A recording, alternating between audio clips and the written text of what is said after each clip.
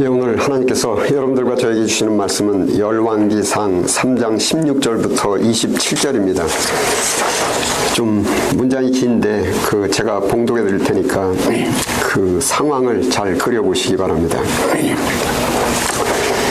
때에 창기 두 계집이 왕에게 와서 그 앞에 서며 한 계집은 말하되 내 주여 나와 이 계집이 한 집에서 사는데 내가 저와 함께 집에 있으며 아이를 낳았더니 나의 해산한 지 3일에 이 계집도 해산하고 우리가 함께 있었고 우리 둘 외에는 집에 다른 사람이 없었나이다.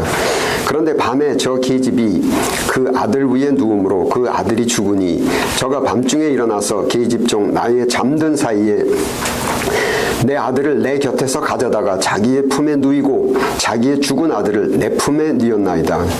미명에 내가 내 아들을 젖먹이려고 일어나 본즉 죽었기로 내가 아침에 자세히 보니 내가 낳은 아들이 아니더이다. 하매 다른 계집은 이르되 아니라 산 것은 내 아들이요 죽은 것은 내 아들이라 하고 이 계집은 이르되 아니라 죽은 것이 내 아들이고 산 것이 내 아들이라 하며 왕 앞에서 그와 같이 쟁론하는지라.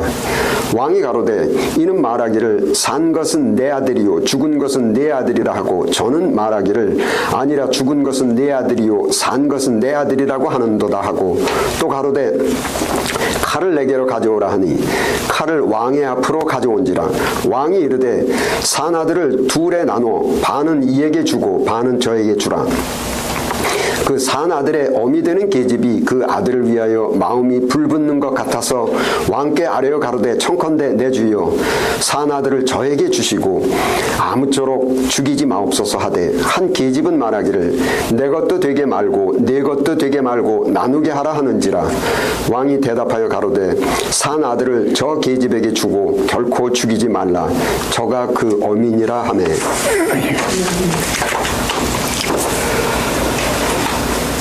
공자의 언행록인 그 논어를 연구하시는 분의 책에 이런 내용이 있습니다. 하루는 공자님이 살았던 그 동네의 한 사람이 공자님을 만나서 하는 이야기가 공자님은 참으로 훌륭한 제자들을 두셨습니다. 그 중에 아내는 매사가 대단히 굳습디다. 공자님의 답변이 아무럼요. 아내의 인과 의는 나보다 훨씬 더 굳습니다. 이 말을 들은 동네 사람이 아니 선생님의 가르침이 바로 인과 의와 예와 지인데 어찌 제자의 인과 의가 스승보다 더 곧을 수가 있습니까? 공자의 답변이 아내의 인과 의는 나보다 훨씬 더 곧은데 이 사람이 도무지 굽힐 줄을 모릅니다. 그래서 현재 나한테 굽히는 처세를 배우고 있습니다. 이런 식으로 4명의 제자에 대한 대화가 제자 답목사는 말솜씨가 스승인 공자보다 훨씬 더 뛰어난데 항상 말이 너무 많아서 현재 공자님을 스승으로 모시고 침묵하는 저세를 배우고 있고 제자 증류는 옳은 일을 위해서는 대단히 용기가 있는데 매사에 너무 경솔해서 현재 공자님을 스승으로 모시고 매사에 신중함의 처세를 배우고 있는 중이고 또 제자 자장은 스승인 공자님보다 훨씬 더 점잖고 위엄이 있는데 사람들한테 너무 거만하고 차가워서 공자님한테 지금 겸손하고 부드러움, 따뜻한 처세를 배우고 있다는 겁니다. 이 4명의 제자 중에 공자님한테 가장 많은 사랑을 받았던 제자 안회.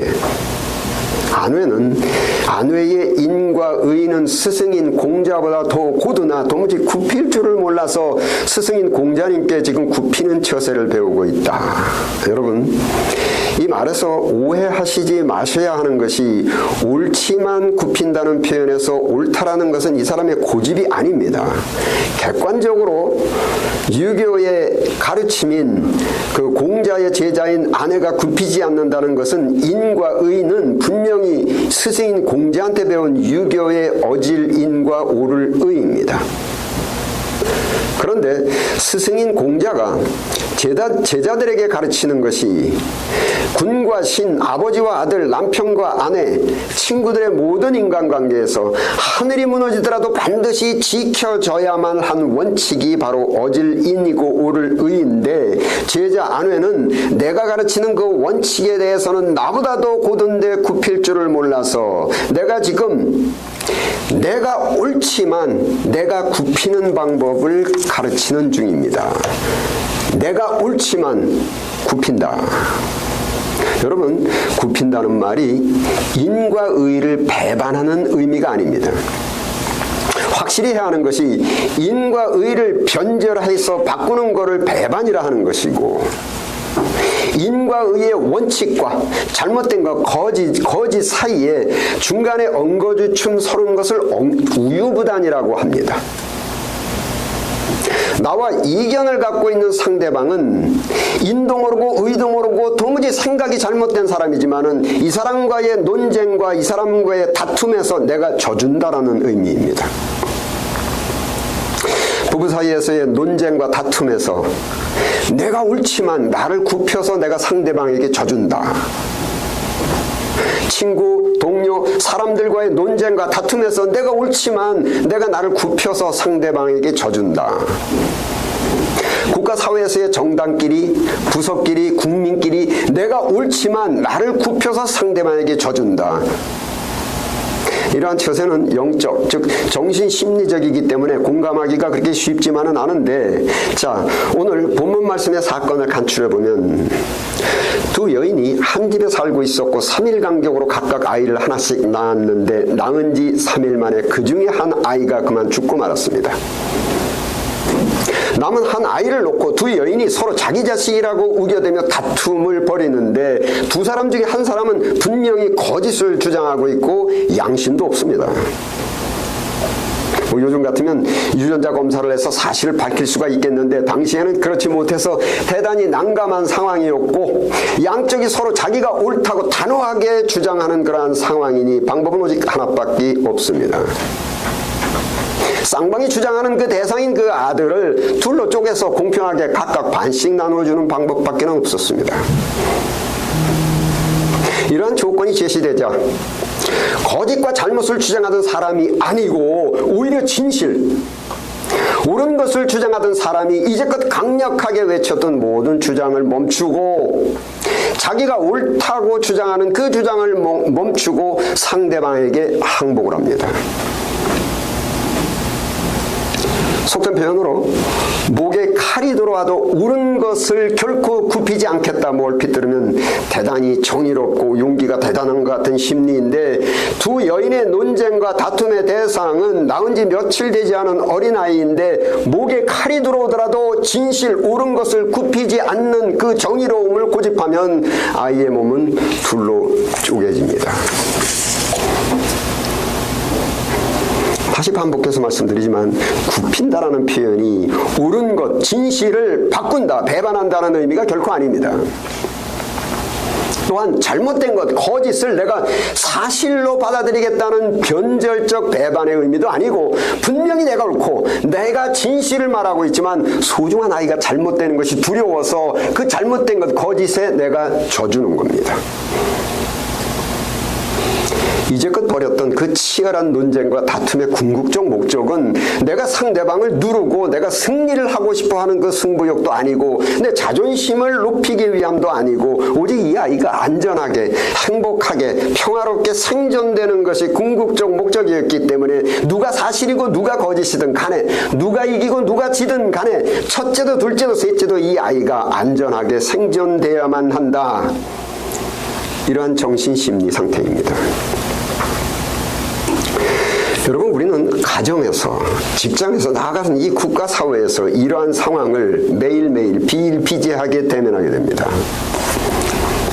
가정에서 가정의 안정과 우리 가정의 발전을 위한 정책으로서 남편과 아내가 서로 다른 의견으로 논쟁을 시작해서 때로는 다툼으로 발전하고, 직장에서는 동료들 간에, 나아가서는 국가 사회에서는 야당과 여당, 정당끼리, 또한 국민들끼리 국가의 안정과 발전에 대한 다른 의견을 놓고 논쟁을 벌이고 다투기도 합니다.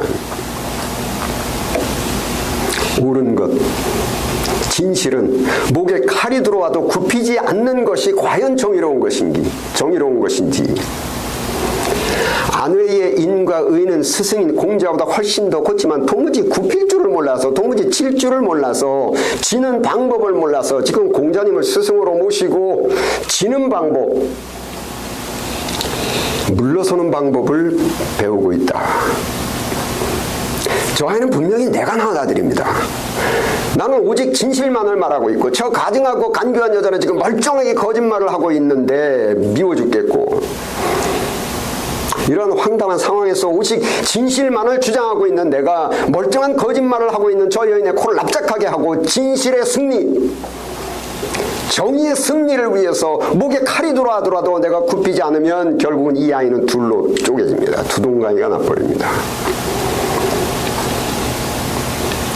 가정의 안정과 발전을 위해서 반드시 이렇게 해야 된다. 이것은 찬영한 이치인데, 이거 뭐 잘 모르고 자존심과 콧대만 높이는 남편, 아내는 엉뚱한 것을 주장하며 우겨대는데, 옳은 것을 주장하는 내가 무지한 상대방을 굴복시키기 위해서 목에 칼이 들어오더라도 굽히지 않고 승리를 하려고 했다가는 자칫 그 논쟁과 다툼의 대상인 소중한 가정이 두동강이가 날 수도 있습니다.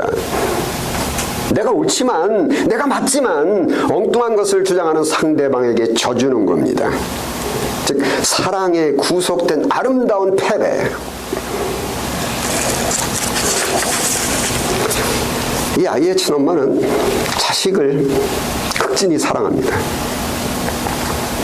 자기의 자존심을 세우기 위한 승부욕도 아니고 아이에 대한 순수한 사랑이기 때문에 아이의 안전한 생존을 위해서 자기의 자존심과 승부는 크게 별로 중요하지 않습니다. 자기가 진실이고 자기가 옳지만 사랑하는 자식의 안전을 위해서 스스로 패배합니다. 거짓을 주장하고 있는 여인은 아이에 대한 소유욕, 상대방에 대한 승부욕입니다. 자기의 소유욕이 충족되지 못하면, 즉 아이를 내가 소유하지 못할 것이라면, 내가 갖지 못할 것이라면 너도 갖지 못하게 하겠다. 차라리 없애버리자. 강렬한 소유욕, 강렬한 승부욕, 지고는 못 산다. 나에게 패배는 없다. 즉 유전자 검사도 하지 못하는 상황에서 진실한 친엄마의 구별은 과연 누가 이 아이에 대한 진정한 모성애를 갖고 있느냐로 분별할 수가 있는데, 아이에 대한 참된 모성애, 참된 사랑은 소유욕도 아니고 승부욕도 아니고 자존심도 아니고 출세욕도 아니고 오직 이 아이가 무사하기만을 바라고 아이에 대한 위협이 두렵기 때문에 결국은 자기가 옳지만 자기가 굽히고 이 거짓된 여인에게 자발적으로 패배해 줍니다. 가정에서도 국가사회에서도 정신심리적 유전자를 누가 과연 가정을 더 사랑하고 국가사회를 진정으로 사랑하는가, 그 유전자 검사를 할 수는 없지만 누가 자존심과 지배욕이 없는 순수한 마음으로 가정을 사랑하고 국가를 사랑하고 가족을 사랑하는가, 누가 출세욕과 지배욕이 없이 국가와 민족을 진정으로 사랑하는가의 분별은 내가 옳은 것, 내가 지금 진실을 주장하고 있지만 아이가 두동강이가 나는 것이 두려워서 나를 굽히고 틀린 것을 주장하는 상대방에게 져주는 처세를 하는 그 사람이 진정으로 가정을 사랑하고 가족을 사랑하고 국가를 사랑하는 사람입니다. 아내의 인과 의는 스승인 공자보다 훨씬 더 고도나, 도무지 이 사람이 굽힐 줄을 몰라서, 질 줄을 몰라서 공자님을 스승으로 모시고 굽히는 방법, 지는 방법을 배우고 있다. 아내는 반드시 굽히는 처세를 배워야만, 즉 져줄 줄 아는 처세를 익혀야만 평안한 가정을 이룰 수가 있고 안정되고 평화로운 국가사회의 일원이 될 수 있다. 동양의 윤리 철학에서는 덕이라는 단어로 표현하고, 성경과 서양에서는 그 에베소서 4장 29절 함께 읽겠습니다. 시작. 무릇 더러운 말은 너희 입 밖에도 내지 말고 오직 덕을 세우는데 소용되는 말로 선한 말을 하여 듣는 자들에게 은혜를 끼치게 하라. 거기에 영어로 but only what is helpful for building others up. building, 세운다, 건축한다. 덕이라는 단어는 그 신약 성경 원문인 헬라어로 오이코도메인데 영문 성경에 building, 건설한다, 건축한다라는 의미로 번역되었습니다. 즉 여러 명의 인간들의 집합체인 사회를 건설한다, 건축하는 방편을 오이코도메, 덕이라는 단어로 인간의 인격에서 유출되는 처세를 표현한 겁니다.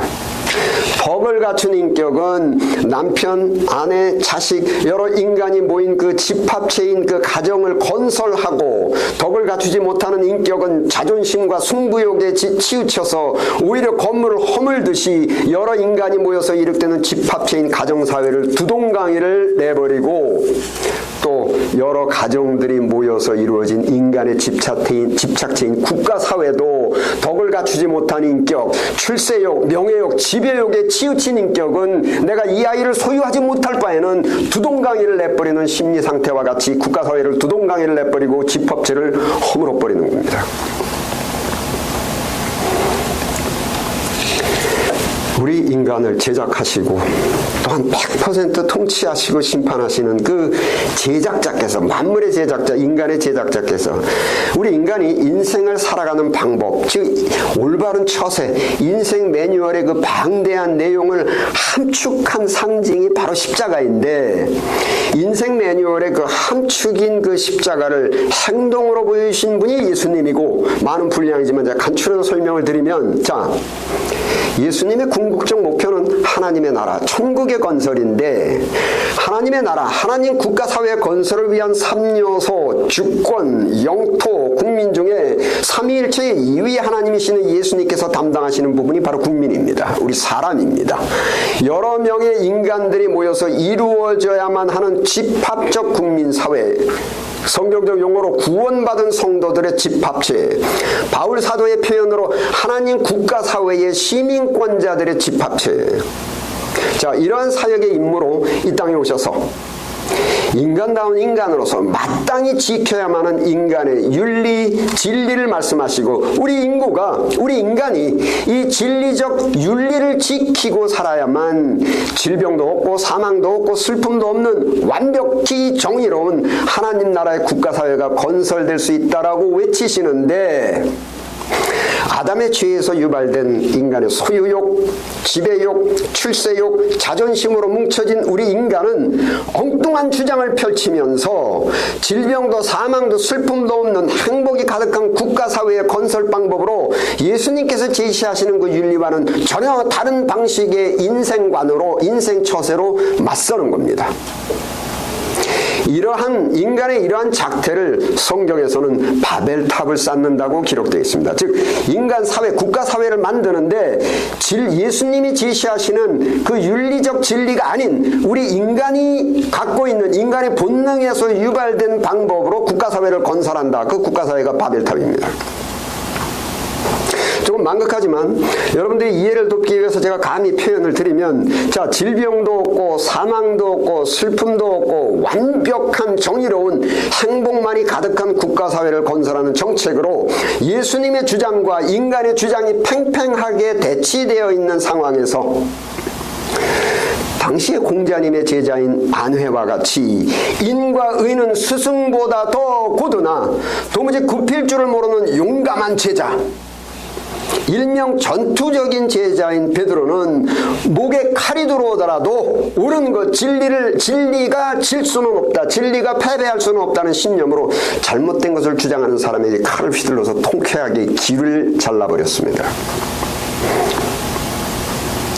도무지 굽힐 줄 모르는, 질 줄 모르는 전투적인 베드로의 이 경거망동에 깜짝 놀라신 예수님께서 잘못된 것, 거짓을 주장하는 그 사람의 잘려진 귀를 땅에서 주워서 치료를 해주시면서 베드로를 꾸짖으시면서 하시는 말씀이 마태복음 26장 54절 함께 읽겠습니다. 시작.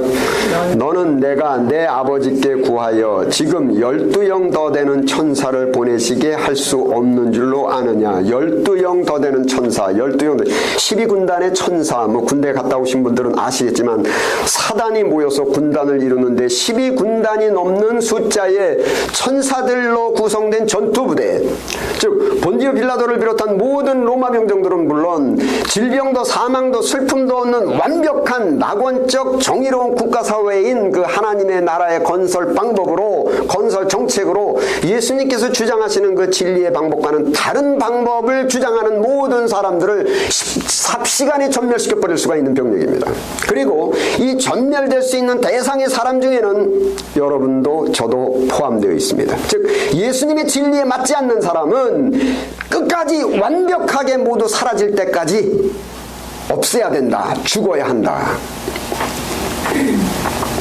하나님의 나라, 억울함도 없고 원통함도 없고 슬픔도 없는 완벽한 정의로운 나라, 질병도 없고 사망도 없고 주거 문제도 없고 교육 문제도 없고 사회 문제가 없는 완벽한 국가사회의 건설 방법과 정책을 놓고 신의 주장과 인간의 주장이 서로 상반되게 배치되어 있는 상황입니다.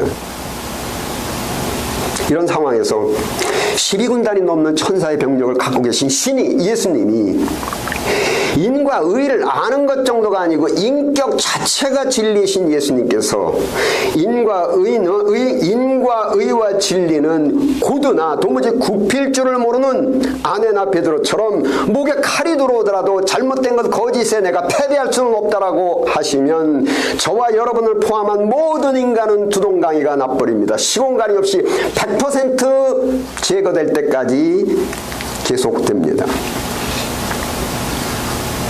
예수님께서 궁극적으로 건설하셔야만 하는 하나님의 나라, 완벽한 정의로운 국가사회에는 주권과 영토와 국민이 있어야만 하는데 의인은 없나니 하나도 없나니 죄인을, 인간들을 몽땅 두동강에 내버리면 국민이 없는 하나님의 나라, 텅텅 빈 국가사회는 건설될 수가 없습니다. 예수님의 궁극적 목표는 예수님의 자존심도 아니고 예수님의 승부욕도 아니고 출세욕도 아니고 지배욕도 아니고 오직 하나님의 나라, 완벽한 정의로운 국가사회 건설이고, 이 완벽한 정의로운 국가사회가 건설되기 위해서는 반드시 국민이 필요하신 겁니다.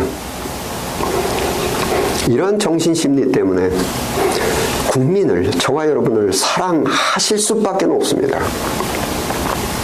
저와 여러분, 우리 모든 인간이 두동강이가 나서 전멸해버리게 하실 수가 없기 때문에 결국은 12군단이 넘는 숫자의 천사들로 구성된 그 무장병력도 모두 포기하시고, 하지만 진리를 배반하시는 것도 아니요, 엉거주춤 중간에서는 우유부단도 아니고, 예수님의 진리의 원칙은 영원토록 변함없이 100% 명확하게 옳지만 자기를 낮추시는 정도가 아니라 오히려 무릎을 꿇으시면서 엉뚱한 것을 주장하는 우리 인간에게 져주신 사건이 바로 십자가입니다. 십자가는 사랑에 구속된 패배, 덕을 세우는 패배. 그런데 여러분, 하나님의 통치 법칙 속에는, 우리 인생에는 반드시 반전의 역사가 있습니다. 100% 옳은 진리이지만 자기를 굽히고 자기를 낮추셔서 져주시고 패배하여 주셔서 십자가에 못 박혀서 죽으시는 것으로 끝이 나는 것이 아니고, 부활하시고 승천하신 후에 하나님의 나라, 완벽하게 정의로운 그 낙원적인 국가사회를 건설하는 그 정책적 방법, 진리, 예수님께서 주장하시는 그 진리의 말씀이 정신적으로 깨달아지고 심리적으로 인지되게 해주시는 그 새로운 정신의 성령님이 베드로를 비롯한 수많은 사람들과 여러분들과 저에게 영감되셔서 예수님의 주장, 진리의 말씀을 수용하고 실천하게 하셨다는 겁니다. 즉 예수님의 궁극적 목표이신 하나님의 나라, 낙원적이고 100% 정의로운 국가사회 건설을 하기 위한 완벽한 국가정책, 그 진리를 동의하고 수용하고 그 정책에 순종하는 국민들이 생겨나기 시작했고, 아직도 더 많은 국민들의 숫자가 필요하고, 그때까지 육체가 죽더라도 때가 되면 다시 부활합니다. 이 불합리하고 악한 세대에는 반전의 역사가 있고, 반전의 역사는 있어야만 합니다. 이 아이의 친모가 자기는 오직 진실만을 주장하고 옳은 것을 주장하고 있지만 자기가 사랑하는 이 아들이 두동강이가 나는 것이 두려워서 자기를 굽히고 자기가 자발적으로 패배해서 거짓을 주장하는 그 간교한 여인에게 져주고 패배하여 주면 사랑하는 그 소중한 아기를 이 간교한 여인에게 뺏길 것 같았지만 십자가에 죽으신 예수님께서 다시 부활하시는 반전의 역사가 있듯이 그 사랑하는 아기가 안전하게 자기 품으로 돌아오는 반전의 역사가 있는 겁니다. 내가 틀려서 지는 것도 아니고 내가 힘이 없어서 지는 것도 아니고 다만 사랑하는 아이가 두동강이가 나는 것이 두렵고 소중한 가정이 두동강이가 나는 것이 두려워서 나라가 두동강이가 나는 것이 두려워서 져주는 겁니다. 이러한 인생 처세에 인생 자세에 신비롭고 기적적인 그 사랑의 능력에 따라서 인생 반전의 역사를 경험하는 겁니다. 기도하시겠습니다. 아버지 하나님, 성령으로 저희들의 영혼의 정신심리 속에 예수님의 부활의 역사, 인생 반전의 역사에 대한 영감을 심어주옵소서. 신비롭고 기적적인 그 사랑의 능력과 역사에 따라 가정사회와 국가사회에서 십자가의 덕을 실천할 수 있는 굳건한 믿음과 소망을 채워주옵소서. 우리 주 예수 그리스도 이름으로 기도드립니다. 아멘.